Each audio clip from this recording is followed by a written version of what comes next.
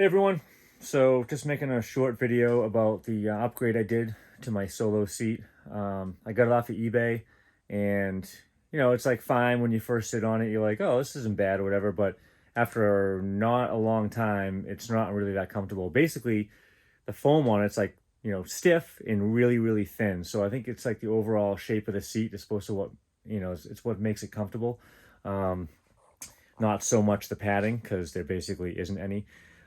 So I've kind of didn't really like that. I did some research and there's definitely some padding like covers you can add to a solo seat that are fairly cheap. I mean, 20 to 40 bucks or whatever. I just did a quick search on Amazon. I'm sure there's others out there that maybe are a little more expensive and better, but either way, there are options out there. The only thing I didn't like about those is that those covers have like individual like padded spots, gel pads, air pads, whatever.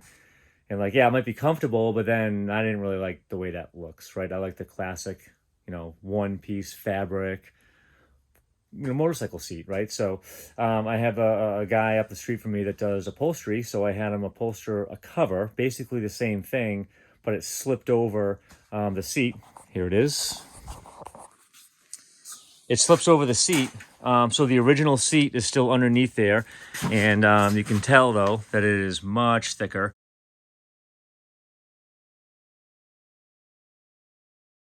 The original seat is about this thick right here, right? So this is much thicker, a lot more padding to it.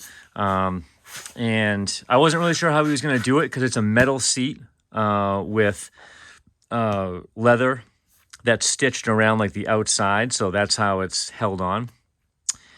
And so he came up with, I just kind of gave him freedom to do whatever. So he came up with the idea of making a cover. So the original seat is untouched underneath this.